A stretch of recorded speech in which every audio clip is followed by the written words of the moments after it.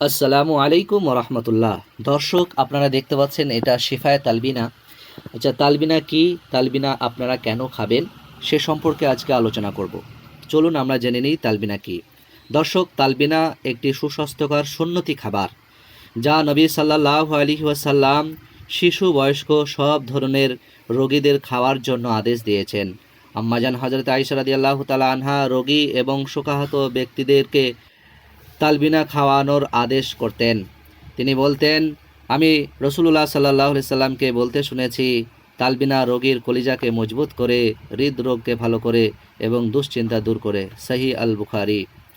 পাকস্থলী ও অন্ত্রে আলসারের রোগীদের সকালের নাস্তায় নবী সাল্লাহ সাল্লামের যুগে উন্নত মানের খাবার হিসেবে তালবিনা প্রদান করা হতো।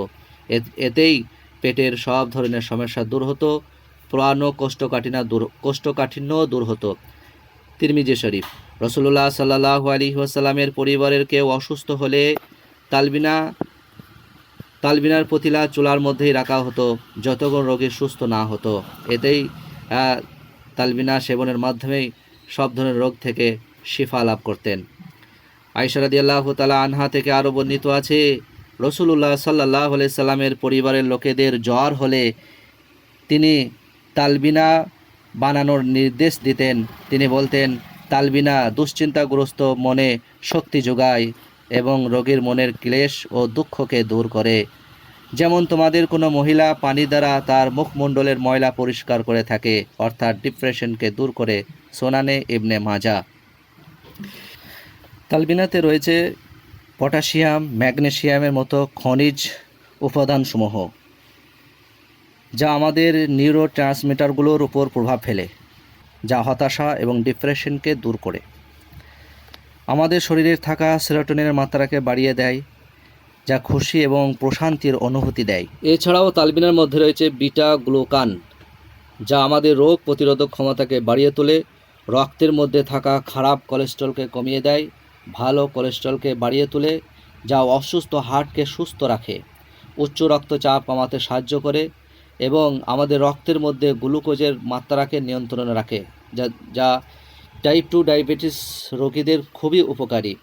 এছাড়াও আরও বহু রোগ যেমন ডায়াবেটিস, হার্টের রোগ, সব ধরনের ঘা, থাইরয়েড, গ্যাস্ট্রিক, ক্যান্সার, বহুমূত্র, জয়েন্টে ব্যথা, দুশ্চিন্তা, অতিরিক্ত ওজন, মুখে দাগ, হাই ব্লাড প্রেশার, লিভারে চর্বি, স্মৃতিশক্তি কমে যাওয়া, রক্তে হিমোগ্লোবিন কমে গেলে, দুর্বলতা, কিডনি ও পিত্তথলিতে পাথর, পুষ্টিহীনতা, শিশু হাঁপানি ইত্যাদি রোগ থেকে মুক্তির জন্য আপনারা অবশ্যই তালবিনা সেবন করতে পারেন।